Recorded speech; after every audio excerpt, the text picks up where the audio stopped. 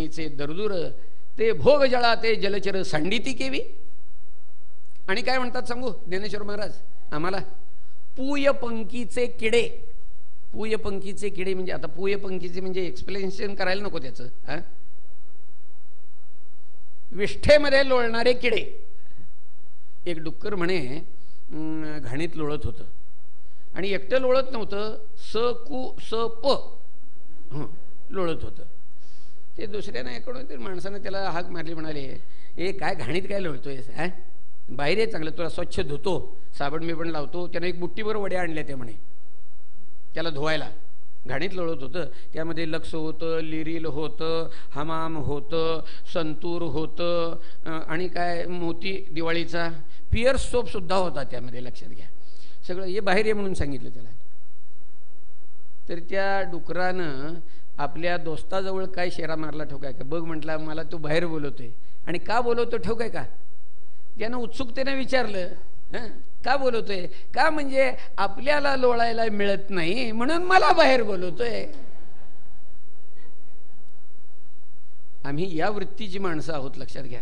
संत आम्हाला सांगतात अरे विषयाचे सुख येथे वाटे गोड पण पुढे अवघड यमदंड. हे जरा सोडून द्या रे बाबानो. परंतु आम्हाला ते काही पटत नाही आणि विषय भोगणं हेच खरं जीवन आहे असा धरून आम्ही बसलोय. लक्षात घ्या. परंतु भागवतकारांना ही गोष्ट मान्य नाही आहे बरं का. ते म्हणतात तरवहा की न जीवंती भस्रा हा की न श्वसंत्युत न खादंती न मेहंती किंग ग्राम पशवो परे.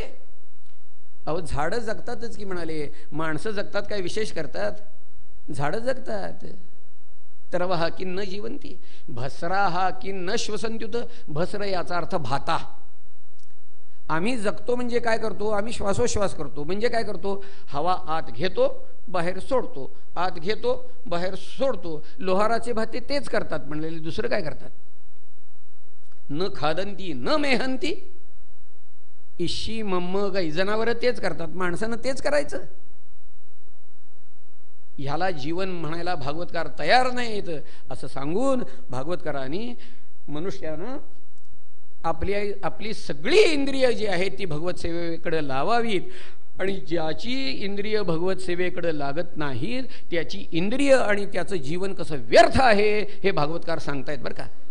भागवतकार म्हणाले बिले बतो रुक्रम विक्रमान ये न शरणवतः कर्णपुटे नरस्य जिव्हा सती दार्दुरिके. किती किती पुस्तिकेतलं पृष्ठ? 9 पान पृष्ठ आपल्या पुस्तिकेतलं 9 पान काढायचं. बिले बतो रुक्रम विक्रमान ये न शरणवतः कर्णपुटे नरस्य जिव्हा सती दार्दुरिके वसूत न चोपगायत्युर्गाय गाथा. ते म्हणतात ज्या मनुष्याचे कान भगवत गुण ऐकत नाही ते माणसाचे कान नाही आहेत म्हणाले, ती उंदराची बिळ आहेत म्हणाले. घ्या. बिले बतो रुक्रम विक्रमान ये न शृण्वतः कर्णपुटे नरस्य जिव्हा सती दार्दुरिके वसूत न चोपगायत्युर्गाय गाथा. जी जीव भगवंताचे गुणवर्णन करत नाही ती माणसाची जीव नाही आहे, तर ती म्हणाले बेडकाची जीव आहे. घ्या. भार परम पट्ट किरीट जुष्टमप्युत्तमांग न नमेन मुकुंदम. जे मस्तक भगवत चरणार विंदी नम्र होत नाही ते मस्तक ते म्हणाले खांद्यावर ठेवलेला एक धोंडा आहे बस. भार परम पट्ट किरीट जुष्ट मप्युत्तमांगन नमेन मुकुंदम शावौ करौनु कुरुत सपर्याम हरेर्लसत कांचन कंकणव. ते हात जे आहेत ना ते तुम्ही सुवर्णभूषण घालून कितीही जरी नटवले तरी ते हात जर भगवंताच्या पूजा करण्याच्या कर्मामध्ये अर्चना करण्याच्या कर्मामध्ये जर राबत नसतील तर ते हात म्हणजे मड्याचे हात आहेत म्हणतात. लक्षात घ्या. शावौ करौनो कुरुत सपर्याम हरेर्लसत कांचन कंकणव बरहायिते ते नयने नराणाम. जे डोळे भगवन मूर्तीचं दर्शन घेत नाहीत ते डोळे म्हणजे कसले डोळे सांगू का म्हणाले? मोराच्या पिसारावर डोळे असतात की हो तसले डोळे. मोरा अंगी अशेषे पिसे असं ती डोळे एका तरी त्या डोळ्याला दिसतं का हो? तसले डोळे आहेत म्हणाले. बरहा इथे ते नयने नराणाम लिंगानी विष्णोर न निरीक्षतो ये पादौ नृणाम तौ द्रम जन्म भाजौ.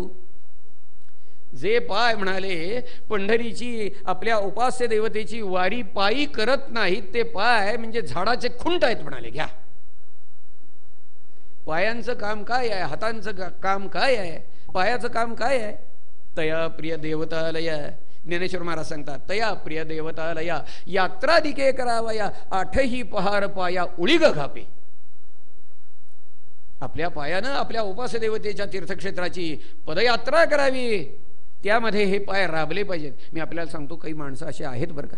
हां, मी एक मुद्दाम सांगतो उदाहरण. आमच्या भजनाच्या ग्रुपमध्ये काही मुलं आहेत, तर त्या मुलाने, आता मुलं म्हटलं तरी आता ती मोठी झालेली आहेत. हां, परंतु ती मुलं जी आहेत त्याने एकदा आमचे एक स्नेही श्यामराव साखरे म्हणून मिरजेला आहेत, त्यांनी अष्टविनायक पायी केले ते बरं का. पायी अष्टविनायक केले ते, आणि त्यामुळं त्यातले आलेले अनुभव लिहून एक पुस्तिका प्रसिद्ध केली, त्यांनी पुस्तिका तयार केली ती. तर ह्या मुलांनी ती पुस्तिका वाचली आणि त्यांच्याही मनात असं आलं की आपणही अष्टविनायक करावेत. ही मुलं नेहमी पदयात्रा अशा करायची बरं का. मिरजेतनं पुण्याला पालखी घेऊन चालत जायचं वगैरे असा प्रकार. ही मुलं मिरजेतनं तिरुपतीला चालत गेली ती बरं का, लक्षात घ्या. हां, तर त्यांच्याही मनात असं आलं होतं की आपण अष्टविनायक पायी करूया आता, म्हणून अष्टविनायक पायी करायला निघाले. वाटेत एके ठिकाणी मुक्काम पडला. रात्री मुक्कामाच्या वेळेला तिथं आणखी एक दोघं जण लोक आले. सहज बोलणं निघालं, तुम्ही काय करता, आम्ही काय करता. त्या दोघांनी यांना विचारलं, तुम्ही काय करताय, तर ते म्हणाले की आम्ही अष्टविनायक पायी करतोय म्हणाले. हो का म्हणाले, ठीक आहे. मग यांनी त्यांना विचारलं, तुम्ही काय करताय, तर त्यांनी काय उत्तर दिलं सांगू का. त्यांनी उत्तर असं दिलं, 12 ज्योतिर्लिंग आम्ही पायी करतोय म्हणून. घ्या, अरे त्या थेट केदारनाथापासून रामेश्वरापर्यंत उभं आयुष्य काढलंय, लक्षात घ्या. त्यासाठी वारकरी संप्रदायामध्ये असे काही लोक आहेत बरं का. कसेच सांगतो मी तुम्हाला. सांग, शुद्ध एकादशी पंढरपूर, वद्य एकादशी आळंदी, शुद्ध एकादशी पंढरपूर, वद्य एकादशी आळंदी, आणि हे सगळं जाता येता चालत बरं का, लक्षात घ्या. आणि जाता येता काय करायचं ठाऊक आहे का. ज्ञानेश्वरी गाथा अक्षरशः सबंध ज्ञानेश्वरी ह्या पहिल्या पानापासून शेवटच्या पानापर्यंत, गाथा तुकाराम महाराजांची या पहिल्या पानापासून शेवटच्या पानापर्यंत पाठ असणारी माणसं आहेत, लक्षात घ्या. शुद्ध एकादशी पंढरपूर, वद्य एकादशी आळंदी, या पद्धतीनं पादौ नृणाम तौ द्रमजन्म भाजौ क्षेत्राणि नानु व्रजतो हरेर्यौ जीवन शवो भागवतांघ्रे रेणुन्न जातुमर्त्यो बलभेतयस्तु. सत्पुरुषांची चरणधुली जो मनुष्य आपल्या अंगावर घेत नाही, मड्यात जमाय म्हणाले. भागवतकारांना सत्पुरुषांच्या चरणधुलीची फार किंमत आहे बरं का. त्या जडभरत आणि रहुगण संवादामध्ये भागवतकार सांगतात, म्हणाले, रहुगण इत्त तपसा न याती न चैज्या. हे जर ज्ञान प्राप्त व्हायला पाहिजे असेल तर ते म्हणाले तपश्चर्येनं हे ज्ञान प्राप्त होत नाही, यथाशास्त्र ग्रहस्थाश्रम करून होत नाही, यज्ञ यागानं प्राप्त होत नाही, सूर्य जल अग्नी यांची उपासना करून होत नाही, ह्यानं होत नाही, त्यानं होत नाही, त्यानं होत नाही. विनामत महत्पाद रजोभिषेकम, सत्पुरुषांच्या चरणधुलीमध्ये स्नान केल्याशिवाय हे ज्ञान प्राप्त होत नाही. भागवतकार सांगतात, ज्ञानेश्वर महाराज तेच सांगतात. म्हणाले, ते ज्ञान पैगा बरवे जरी मनी आथी आणावे, तरी संताया भजावे सर्वस्वेची, तनु मनो जीवे चरणासी लागावे आणि अगरवता करावे दास्य सगळं. कुठेपर्यंत आलोय आपण.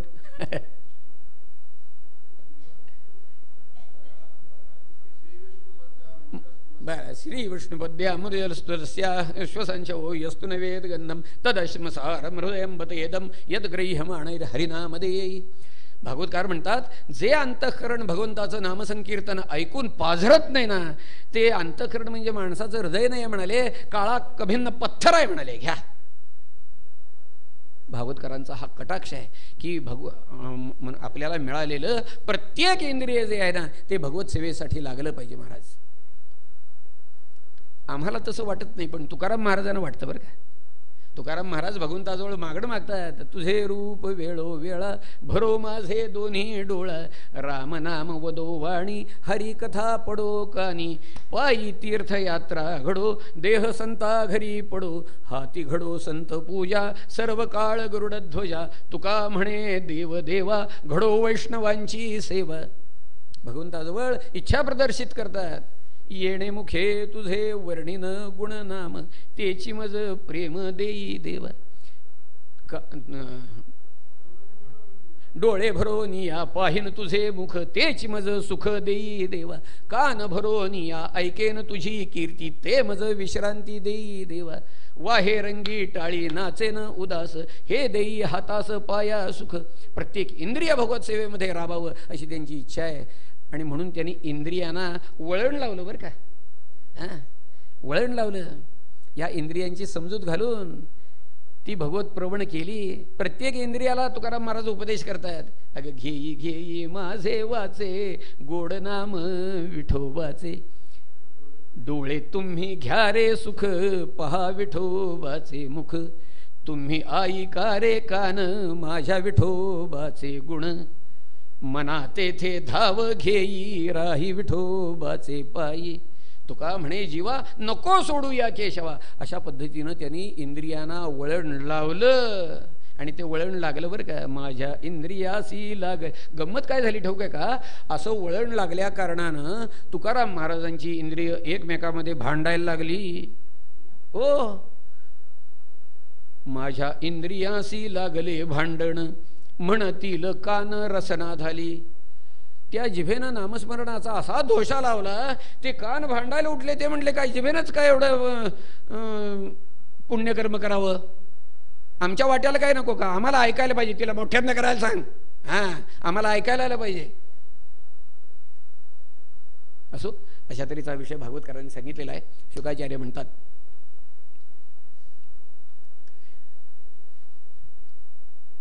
राजा हा सगळा विषय ऐकलास तू. आता म्हणाले तुला आणि काय ऐकायचंय. परीक्षित राजा विचारतो, मुनिवर्य मला आता भगवंतानं ही सृष्टी कशी निर्माण केली ते सांगावं. या ठिकाणी शुकाचार्यांनी त्याला उत्तर दिलेलं आहे. आणि सृष्टी कशी निर्माण झाली हा विषय सगळा सांख्यशास्त्राच्या आधारानं सांगितलेला आहे. आपण तृतीय स्कंधामध्ये सांख्यशास्त्र पाहणार आहोत, त्यावेळेला हा विषय होऊन जाईल. त्यामुळं आत्ता आपण हा गाळायचा, त्यावेळेला बघूया आता वेळ मिळेल तसं. नाहीतर आमचे तीर्थरूप शिक्षक होते, ते म्हणायचे शिक्षक सगळे लबाड असतात. ते काय म्हणतात ठाऊक आहे का, 9वीतल्या पोरानं सांगायचं हे तुम्हाला 10वीत होणार आहे, आणि 10वीत म्हणायचं पोरानं हे तुमचं 9वीत झालं असेल. तसं होतंय का बघूया. पण काय आता माझ्याकडनं मी प्रयत्न करणार आहे. असो, सृष्टी निर्माण कशी झाली हा विषय सांगितलेला आहे. यानंतर एक चतुश्लोकी भागवताचा विषय आलेला आहे. भागवतकार सांगतात, म्हणाले हा ब्रह्मदेव जो आहे, ज्ञानेश्वर महाराज म्हणाले सृष्टीची या उपक्रमा पूर्वीगा विरोत्तमा, वेडा ऐसा ब्रह्मा एकला होता. तो मज ईश्वराते न ओळखे, ना सृष्टीही करू शके, तो थोरू केला एके नामे येणे. बस हा ब्रह्मदेव जो होता त्याला सृष्टी उत्पन्न करायची होती, पण त्याला ते काही जमेना. तो घोटाळ्यात पडला, काय करावं त्याला सुचेना. त्यावेळेला त्याला तप तप तप तप असा आवाज ऐकायला आला म्हणे. मग त्याच्यावरनं त्यानं खुणगाठ बांधली, आपल्याला हा आदेश दिसतोय म्हणून त्यानं तपश्चर्या केली. तपश्चर्येच्या अंती भगवान प्रसन्न झाले आणि भगवंतानी त्याला 4 श्लोकांचा उपदेश केलेला आहे. ह्यालाच चतुश्लोकी भागवत असं म्हणतात. हे जे 4 श्लोक आहेत ते म्हणजे या श्रीमद भागवत ग्रंथाचं तत्वज्ञानाच्या दृष्टीनं बीज आहे. लक्षात घ्या, वटवृक्ष केवढा असतो आपल्याला ठाऊक आहे, पण त्याचं बी किती बारीक असतं ठाऊक आहे. खसखशीसारखं बारीक बी असतं, तसा प्रकार आहे. 18,000 संहिता जरी असली तरी त्याचं हे बीज 4 श्लोकात आहे. अहमेवा समेवाग्रे नान्यद्यत् सदसत्परम पश्चादहम यदेतच्च यो वशष्येत सोऽस्म्यहम रतेऽर्थम. यात आपण घातलंय का हो? नाही घातले का? ऋतेर्थम यत् प्रतीयेत न प्रतीयेत चात्मनि तद्विद्यादात्मनो मायां यथा भासो यथा तमः यथा महान्ति भूतानि भूतेषु चावचेषु प्रविष्टान्यप्रविष्टानि तथा तेषु न तेष्वहम् एतावदेव जिज्ञास्यन् तत्त्वजिज्ञासुनात्मनः अन्वयव्यतिरेकाभ्यां यत् स्यात् सर्वत्र सर्वदा. एवढं बीज ऐकलं तरी संहितेला जे न बसलेले लोक आहेत त्यांना संहिता पदरात पडली म्हणायचं झालं. अहमेव आसमेव अग्रे नान्यत यत् सदसत्परम अहम एव आसम एव अग्रे. भगवान सांगतायत म्हणाले या सृष्टीच्या उत्पत्तीच्या पूर्वी जर काही बघशील तर मीच होतो म्हणाले. फक्त सृष्टी उत्पत्ती झाल्यानंतर जर काही असेल तर मीच आहे म्हणाले सृष्टीच्या रूपानं सुद्धा. आणि ही सृष्टी नाहीशी झाल्यानंतर सुद्धा मीच असणार. अशा रीतीनं मी अनादी आहे, अनंत आहे. माझ्याशिवाय कुठंही काहीही केव्हाही नाही. लक्षात घ्या, कुठंही काहीही केव्हाही नाही. आपण म्हणाल सगळीकडे जर परमात्माच आहे तर मग ही आम्हाला नानाविध सृष्टी दिसती कशी? तर त्याचं उत्तर पुढच्या श्लोकामध्ये आहे. ऋतेर्थम यत् प्रतीयेत न प्रतीयेत चात्मनि तद्विद्यादात्मनो मायां यथा भासो यथा तमः. ही भगवंताची माया आहे. काय वस्तुस्थिती जी आहे ती दिसत नाही, नसलेलं दिसतंय महाराज. हां, ह्याला म्हणायचं माया. पुढच्या श्लोकामध्ये यथा महांती भूतानि भूतेषु चावचेषु प्रविष्टान्यप्रविष्टानि तथा तेषु न तेष्वहम्. या सगळ्या लहान मोठ्या भूतांच्या मध्ये ही सगळी पंचमहाभूतं प्रविष्ट झाल्यासारखी आपल्याला वाटतात. परंतु म्हणाले त्यांनी प्रवेश केला म्हणण्याला काही अर्थ नाही आहे. कारण का ही सगळी लहान मोठी भूतं ही या पंचमहाभूतापासूनच निर्माण झालेली असल्या कारणानं ही पंचमहाभूतं त्यांच्या ठिकाणी कारणरूपानं उपस्थित आहेत, आधीपासूनच आहेत. तेव्हा त्यांनी प्रवेश केला म्हणण्यात अर्थ नाही. तसं काय? तसं या सृष्टीमध्ये मी जरी ओतप्रोत भरलेला दिसलो तरी मी त्यामध्ये प्रवेश केला असं म्हणण्याला अर्थ नाही. का? तर मी तर ह्या सगळ्या सृष्टीचं मूळ कारण आहे. ह्या आणि म्हणाले शेवटच्या श्लोकामध्ये एतावदेव जिज्ञास्यन् तत्त्वजिज्ञासून आत्मना अन्वयव्यतिरेकाभ्यां यत् स्यात् सर्वत्र सर्वदा. एतावदेव जिज्ञास्यं तत्त्वजिज्ञासूनात्मना. ज्याला तत्व जाणायची इच्छा असेल त्याने एवढंच जाणावं म्हणाले. काय जाणावं? यत् स्यात् सर्वत्र आणि सर्वत्र सर्वदा. सर्वत्र काय आहे, सर्वदा काय आहे आणि सर्वरूप काय आहे एवढं जाणलं की ती कर्तव्यता झाली बघा म्हणाले. बस. सर्वत्र काय आहे हो? सर्वत्र काय आहे? सर्वत्र आकाश आहे. बरोबर आहे, सर्वत्र आकाश आहे. ठीक आहे. प्रश्न असा आहे ते आकाश जरी सर्वत्र असलं तरी ते सर्वदा आहे का हो? नाही. नाही. आकाश हे भूत आहे. लक्षात, पंचमहाभूतापैकी एक भूत आहे. लक्षात घ्या. शास्त्रानं आकाशाची उत्पत्ती सांगितलेली आहे. तस्माद व एतस्माद आत्मनः आकाश संभूत. आकाशाची उत्पत्ती सांगितलेली आहे. याचा अर्थ आकाश उत्पन्न व्हायच्या आधी अस्तित्वात नव्हतं. पटते का बघा तुम्हाला? काय आहे? आकाश नाही याची आम्हाला कल्पना करता येत नाही. श्रीमद आचार्य करतात बरं का. सत्यं ज्ञानम अनंतं नित्यम अनाकाशम. अनाकाशम त्याला ते परमाकाश म्हणतात. हे जे आकाश निर्माण झालेलं आहे याचा अर्थ ते निर्माण व्हायच्या आधी नव्हतं. आणि जे यद यद भूतम तत्तन्नष्टम. जे जे जन्माला येतं त्याचा नाश हा नक्की ठरलेला आहे. तेव्हा हे आकाश जन्माला आलेले जे आहे ते नष्ट होणार हेही नक्की आहे. मग नष्ट झाल्यानंतरही ते नसणार. जन्माच्या आधी नाही, नाशानंतर नाही. याचा अर्थ ते सर्वदा नाही. पटते का बघा? सर्वत्र आहे पण सर्वदा नाही. आणि सर्वरूप तर मुळीच नाही. आकाश हे सर्वरूप तर मुळीच नाही. असे कित्येक पदार्थ आहेत. काल आहे, कर्म आहे, दैव आहे, मन आहे. हे यामध्ये आकाश नाही बरं का. लक्षात घ्या. पण अशी एकही वस्तू नाही की जी ब्रह्मरूप नाही. ज्ञानेश्वर महाराजांनी फार सुंदर उदाहरण दिलं. भांड, घट, शरावी तत्तत् आकारे असे पृथ्वी आणि सर्व होऊन या सर्वी असे जे वस्तू, ती वस्तू जाणायची, इति कर्तव्यता प्राप्त झाली महाराज. बस पुरे करूया आपण. किती वाजले? 5:10 झालेत काय? माझ्याकडे 5:15 झालेत. ठीक आहे. आज आपल्याला एक किती विश्रांती, कमीत कमी आज आपल्याला पुढचा एक कार्यक्रम आहे बरं का. किती? 7ला आपण 7 ते 9 आहे. 7 ते 9 आहे. तोही कार्यक्रम व्हायला पाहिजे आणि आपल्याला भागवत शक्य तितकं जास्तीत जास्त आपल्याला ऐकायचं आहे. तेव्हा 10 मिनिटाची विश्रांती पुरे. चहा घ्यायचा नाही कोणी. फक्त पाय मोकळे करायचे असले तर बाहेर जायचं आणि आत यायचं एवढं. पुंडलिक वरदा हरी विठ्ठल पार्वती पते हर हर महादेव सीताकांत स्मरण जय जय राम. हरये नमः हरये नमः हरये नमः. श्री शुकाचार्य महाराज की जय. श्री वृंदावन चंद्र की जय. जय जय भगवत्तम प्रभो नारायण वासुदेव श्री हरे.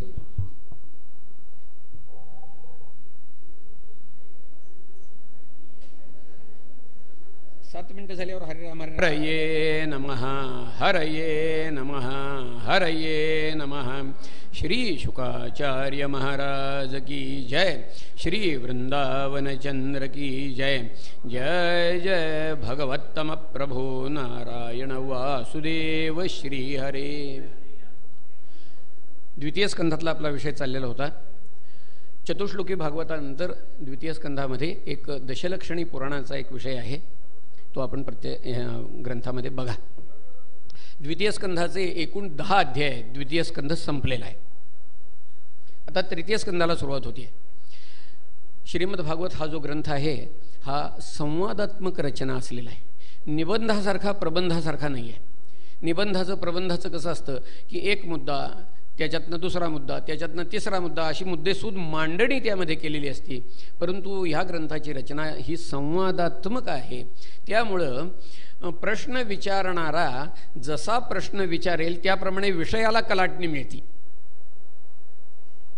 द्वितीय स्कंधाच्या शेवटी आणि एक लक्षात घ्या, हा जो ग्रंथ आहे तो निरनिराळ्या लोकांचे संवाद असे एकमेकामध्ये आलेले आहेत. सुरुवात जी झालेली आहे ती सूत शौनक यांच्या संवादातून सुरुवात झालेली आहे.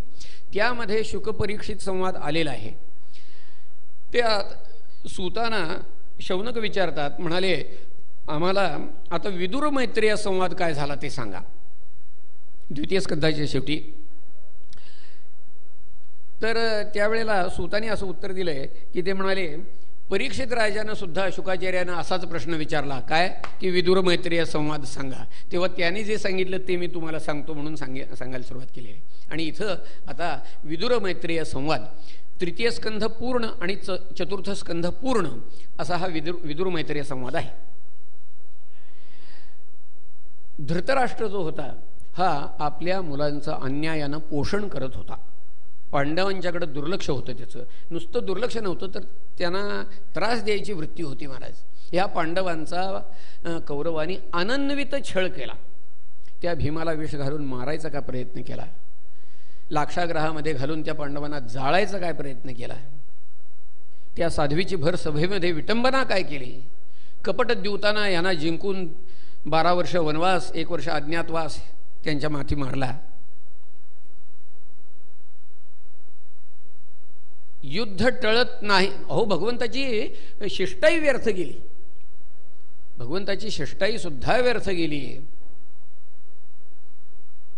भगवंताची शिष्टाई व्यर्थ गेली का व्यर्थ जाईल इतपतच भगवंतानी केली ती मला काय सांगता येणार नाही. कारण असं आहे, खरं म्हणजे तसं बघायला गेलं तर हा परमात्मा कर्तुम अकर्तुम अन्यथा कर्तुम सामर्थ्य संपन्न, परंतु ती तशीच केली असावी. त्याचं कारण असं आहे की सर्जरीची केस जी असती ती मेडिसिननं बरी होत नाही असं आहे. कौरव ही सर्जरीची केस मुर्देच पाडायला पाहिजे होते असा त्याचा अर्थ आहे. भगवंताची शिष्टाई सुद्धा व्यर्थ गेली. धृतराष्ट्र काही त्यांना द्यायला तयार नाही आहे. ह्या धृतराष्ट्राचं ज्ञानेश्वर महाराजांनी थोडक्या शब्दामध्ये फार सुंदर वर्णन केलेलं आहे बरं का. काय वर्णन आहे म्हणाले, हा धृतराष्ट्र म्हणजे कसा आहे तर पुत्रस्नेहे मोहितू. बस, पुत्रस्नेहे मोहितू यथार्थ वर्णन झालं. बस, ह्या धृतराष्ट्राला आपण नाही नाही म्हणतोय, नाही नाही म्हणतोय, पांडवांना त्यांचा योग्य वाटा द्यायला नाही म्हणतोय. बरोबर आहे की नाही, किंवा निदान आपल्या बाजूला लोक कोणी आहेत की नाही आपल्या मताचे, हे चाचपून बघावं असं म्हणून त्यानं केलं काय, तर विदुराला विचारलं. विदुरा, अरे ते पांडव म्हणतायत आमचा राज्यभाग द्या, त्यानं ते काय करावं, काय करावं एवढं म्हणायचा अवकाश यांनी सांगून टाकलं. आधी त्यांचा वाटा देऊन टाका. विदुरांचा अधिकार फार मोठा आहे बरं का, लक्षात घ्या. विदुरांचा अधिकार फार मोठा आहे. भगवंताचे इन्नर मोस्ट सर्कलमधले भक्त आहेत विदुर.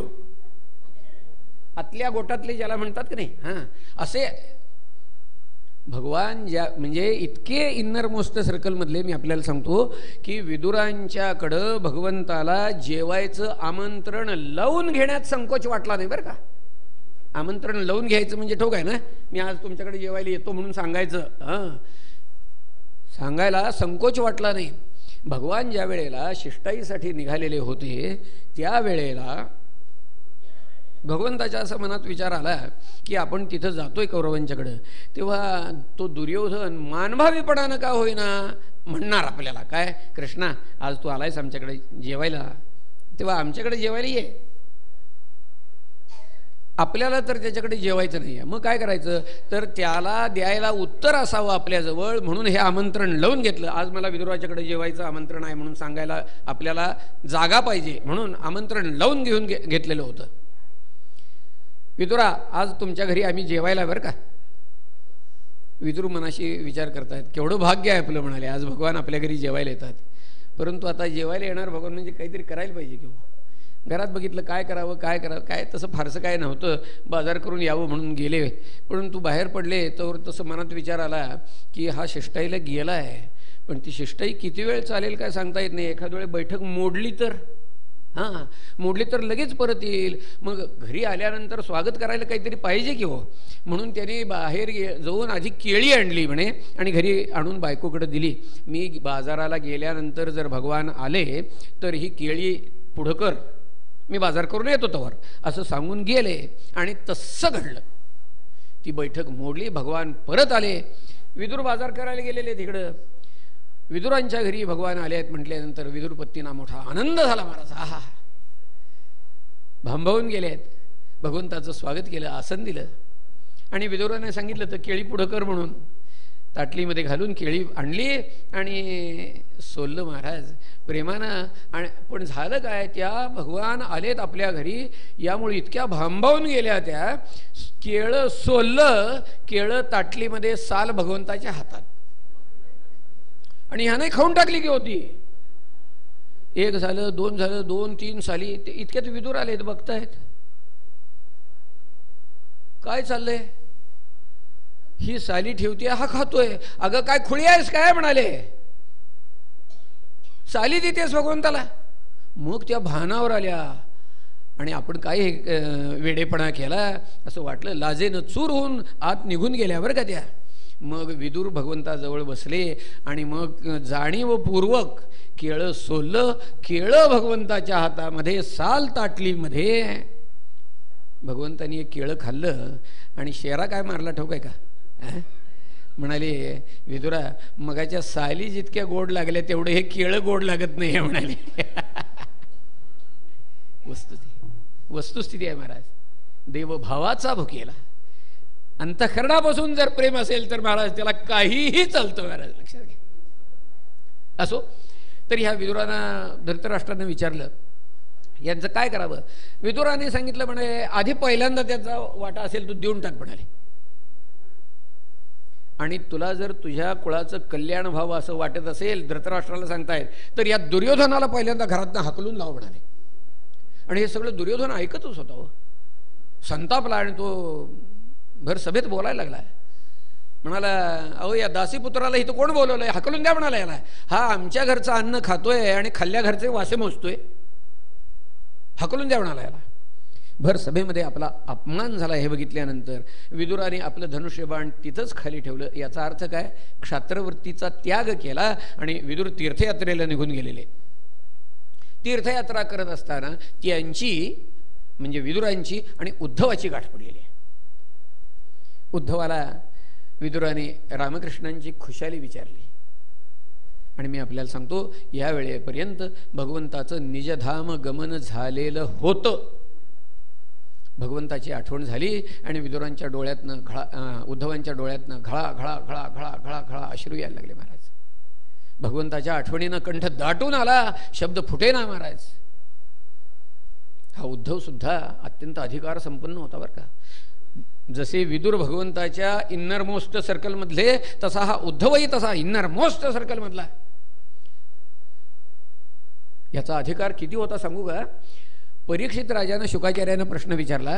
तो म्हणाला, अहो सगळ्या यादव कुळाचा नाश झाला आणि हा उद्धवच कसा जिवंत राहिला. उद्धव हा यादव कुळातलाच ना, भगवंताचा सख्खा चुलत भाऊ बरं का हा उद्धव, सख्खा चुलत भाऊ. तर हा उद्धव कसा जिवंत राहिला. परीक्षितानं शुकाचार्यानं प्रश्न केलाय. तर शुकाचार्याने उत्तर दिलं, म्हणाले असं होतं की भगवंताचं असं पक्क मत होतं की आपल्याजवळ जे आत्मज्ञान आहे ते ज्ञान ग्रहण करायला आणि त्याचा प्रसार करायला उद्धवाशिवाय योग्य व्यक्ती नाही. भगवंतानी उद्धवाला दिलेलं सर्टिफिकेट भगवंताच्या शब्दात सांगतो आपल्याला, म्हणजे लक्षात येईल. भगवान म्हणतात, न उद्धव हा आणो अपि मन्युनः. हा उद्धव माझ्यापेक्षा एक कणभर सुद्धा कमी नाही, असं भगवान स्वतः सांगतायत. भागवतकारांनी उद्धवाचा अधिकार वर्णन करताना सांगितलं, म्हणाले, यः पंचः यनः मात्रा प्रातराशाय याचितः. 5 वर्षाचा आहे बरं का उद्धव. आपल्याला सांगतो, भागवतातले जे भक्त आहेत ना, भागवतामध्ये असणारे सगळे बाल भगवत भक्त आहेत, लक्षात घ्या. तो उद्धव काय, तो ध्रुव काय, तो प्रल्हाद काय, ते सनतकुमार काय, ते शुकाचार्य काय, सगळे बाल भगवत भक्त आहेत महाराज. 5 वर्षाचा हा उद्धव आहे आणि पूजेच्या खेळामध्ये रंगून गेलेला आहे बरं का. झाडाखाली बसलेला आहे, एक समोर दगड ठेवलेला आहे, तो देव म्हणायचं. 2 खापऱ्या घ्यायच्या, एका खापरीवर दुसरी खापरी पाणी घालून ओघळायची, हे गंध म्हणायचं. काय पानं फुलं त्या दगडाला व्हायची, हे गंध लावायचं. अशा तऱ्हेनं त्या पूजेच्या खेळामध्ये इतका रंगून गेलेला आहे, भान हरपलंय त्याचं. त्याची खायची वेळ, निहारीची वेळ, जेवायची वेळ टळून गेली. त्याला आठवण नाही आहे, त्याची भूक मरून गेली आहे म्हणा नका थोडक्यात. शेवटी आईनं त्याला हाक मारली, अरे बाळा उद्धवा, अरे तुला भूक नाही का लागली, ये जेवायला, ये जेवायला म्हणून आई हाक मारतीये. भागवतकार म्हणतात, तन तन नैच्छत्र जैन यसे असं पर्यांबा लिहिलया. मला भूक नाही म्हणून त्याने सांगितलं. म्हणजे उद्धव पूजेच्या नादामध्ये जेवायचं विसरला बरं का, लक्षात घ्या. उद्धव पूजेच्या नादामध्ये जेवायचं विसरला. बरोबर आमच्या उलट, आम्ही जेवायच्या नादात पूजा विसरतो. असा हा अधिकार संपन्न उद्धव. भगवंताची आठवण झाली महाराज, कंठ दाटून आलेला आहे. आणि मग त्याला भगवंताच्या आठवणी सगळ्या यायला लागलेल्या आहेत. आणि ह्या आठवणींच्या निमित्तानं भागवतकारांनी इथं थोडक्यामध्ये भगवंताचं चरित्र पुन्हा वर्णन केलं आहे बरं का. काय आहे, श्रीमद भागवत हा ग्रंथच भगवंताचं चरित्र वर्णन करण्यासाठी असल्या कारणानं भागवतकारांनी संधी मिळेल तिथं भगवंताचं चरित्र वर्णन केलेलं आहे, लक्षात घ्या. झालं आणि सगळं चरित्र सांगून झालं. आणि शेवटी हा उद्धव काय म्हणतोय विदुरांना, हा भगवान निजधामाला गेला आणि जाताना मात्र मला आत्मज्ञानाचा उपदेश करून गेला. आत्मज्ञानाचा उपदेश करून गेला म्हटल्यावर विदुर विचारतात, काय उपदेश केला मला सांग. मग त्यावेळेला उद्धवाने उत्तर दिलं, म्हणाले, मला ज्या वेळेला भगवंताने उपदेश केला त्यावेळेला तिथं मैत्रेय मुनी हजर होते. मैत्रेय मुनी म्हणजे व्यास महर्षींचे गुरुबंधू, हां, ते मुनी तिथं हजर होते. आणि त्यावेळेला विदुरा भगवंतानी तुमची आठवण काढली ती बरं का.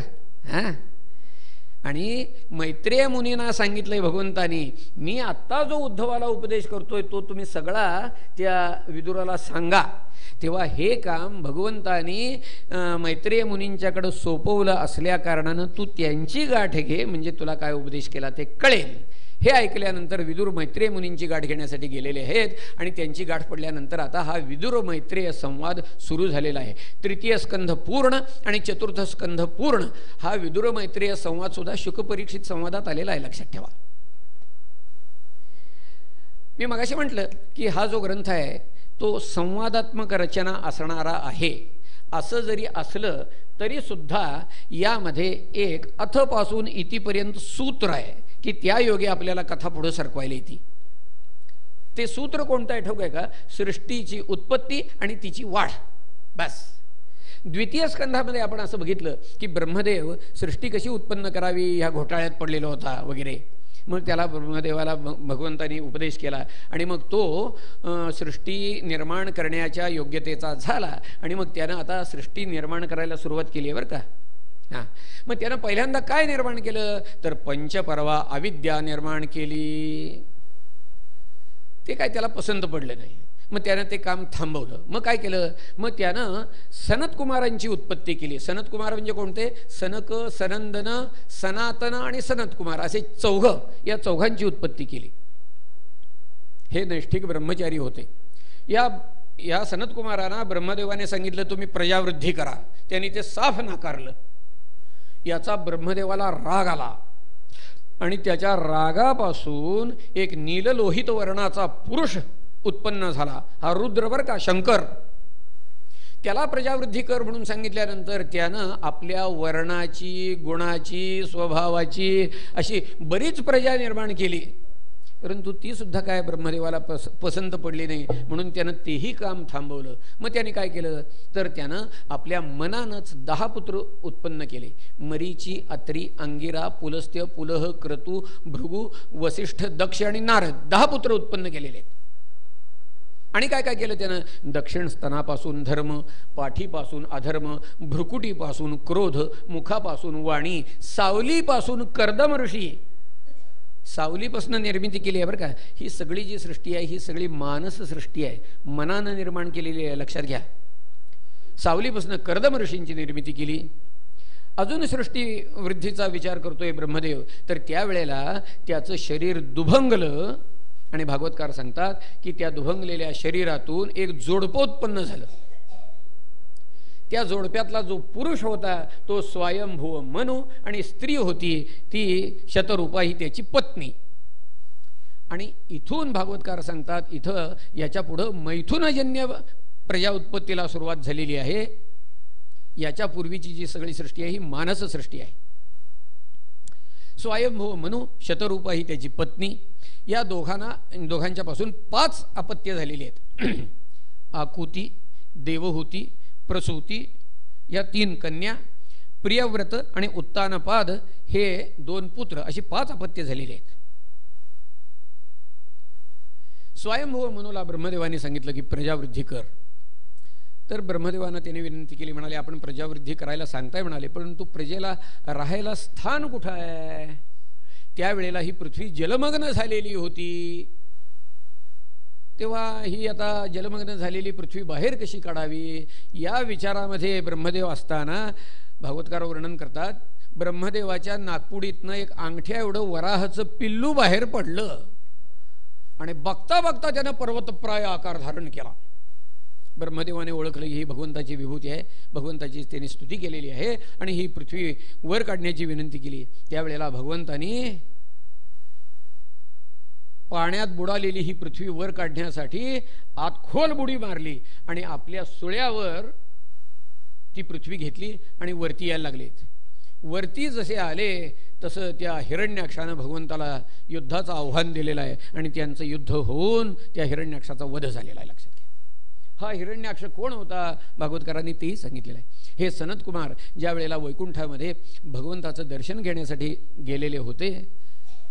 अहो सनतकुमार सनतकुमार म्हणायचं, 5 वर्षाची मुलं आहेत, लक्षात घ्या. हां, गेले तर हे द्वारपाल असणारे जय आणि विजय त्यांनी काठी आडवी घातली की मत जाओ म्हणाले, मत जाओ केला.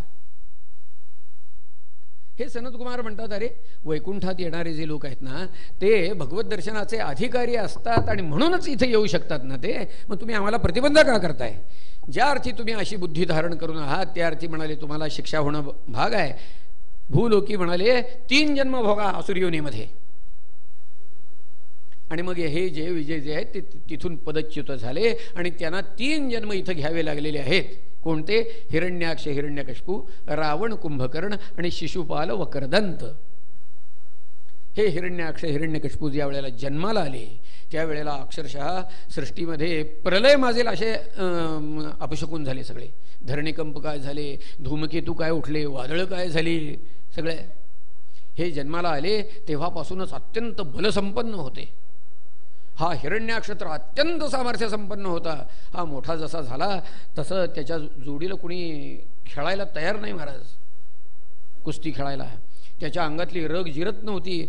मग त्याने केलं काय तर त्यानं वरुणाला त्याच्या नगरीमध्ये जाऊन आव्हान दिलं, चल म्हणाला कुस्ती खेळायला. त्याचं सामर्थ्य बघितलं वरुणाने, आपला काय टिकावं लागणार नाही हे लक्षात आल्यानंतर त्याने सांगितलं, म्हणाले की आम्ही पहिल्यांदा पूर्वी कुस्ती करत होतो म्हणाले, पण हल्ली कुस्ती सोडली आहे आता आम्ही.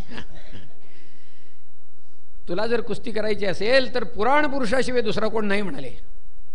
पुराण पुरुष नारदाने सांगितलं, तो वराह आहे ना तोच पुराण पुरुष बाहेर यायला लागलाय बघ. काय वराह तर वराह म्हणाला, काय अंगात रगच इतकी असते, आपल्याला सांगतो अंगात रग एवढी असती की ती जिरता जिरत नाही. काय केल्यानंतर रग जिरेल असं वाटत असतं. ते पूर्वी संस्थानिकांच्याकडे पैलवान पोचलेले असायचे बघा. त्यांचं काय हो, सरकारी वाड्यात खायचं, जोर बैठक मारायच्या, यांच्याबरोबर कुस्तीला कोणी टिकायचे नाहीत. मग आता यांची रग जिरायची कशी, मग यांनी कुस्ती खेळायची पण कुणाशी, रेड्याशी. हां तरीसुद्धा रग जिरायची नाही. मग काय करायचं तर गुडघ्या एवढ्या मांडी एवढ्या चिखलामध्ये खेळायचे. असा कस लागला पाहिजे पाय उचलताना सुद्धा.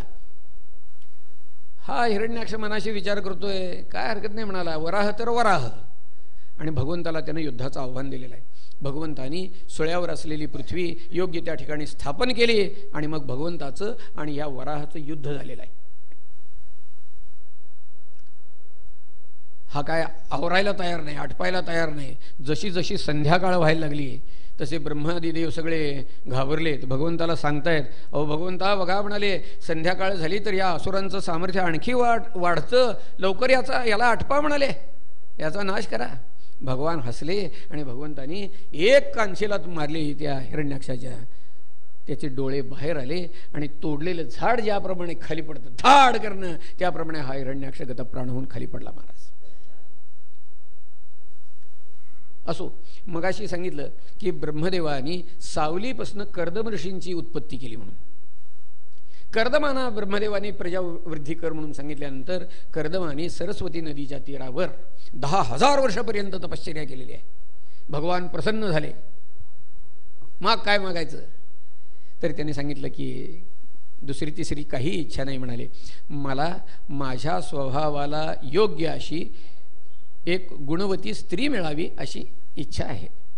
भगवंताने सांगितलं, मी तुझ्या मनातला हेतू ओळखलेला होता, व्यवस्था केली आहे म्हणाले. काय तर म्हणाले, स्वयंभू मनू आपली उपवर कन्या देवहूती तिला घेऊन तुझ्याकडे येईल, तिचा तू स्वीकार कर, तिच्या उदरी मी अवतार घेईन आणि तिला सांख्यशास्त्राचा उपदेश करीन म्हणून सांगितलं. झालं. भगवंताच्या सांगण्याप्रमाणे स्वयंभू मनू देवहूतीला घेऊन आश्रमामध्ये आलेले आहेत. नुकतंच हवन आटपून कर्दम ऋषी बसलेले आहेत. कर्दम ऋषींचं वर्णन करताना भागवतकारांनी म्हटलंय, कर्दम ऋषी कसे दिसत होते म्हणे. काय आहे की जरी मेकअप केला नसला तरी मूळचं तेज झाकत नाही, लक्षात घ्या. रोज अग्नी होत राहे, यज्ञ आहे, हवन आहे, अमुक आहे, अंग धुरकटलेलं आहे महाराज सगळं, तरीसुद्धा कर्दम ऋषी कसे दिसत होते. भागवतकार म्हणतात, एखादं मूल्यवान रत्न वरचेवर न पुसल्या कारणानं जसं मलिन दिसतं तसे. मूल्यवान रत्न हे ओळखतं, लक्षात घ्या. कर्दम ऋषींच्याकडं स्वयंभू मनू आलेले आहेत. कर्दम ऋषींना ठाऊक होतं कशासाठी आले ते, पण एक व्यवहार म्हणून स्वागत केल्यानंतर यायचं कारण विचारलं तर त्यावेळेला त्यांनी सांगितलं की म्हणाले, ही माझी कन्या देवहूती, हिनं तुमचे गुण नारदांच्या मुखातनं ऐकलेले आहेत आणि तेव्हापासून तुम्हालाच चोरायचा निश्चय केलेला आहे, तेव्हा कृपया हिचा स्वीकार करावा. बस. त्याने सांगितलं काय हरकत नाही म्हणाले, फक्त माझी अट अशी आहे की हिला एकदा अपत्यप्राप्ती होई तोपर्यंत मी तिच्याबरोबर संसार करेन आणि त्यानंतर साधनेसाठी वनामध्ये निघून जाईन. मान्य आहे का विचार.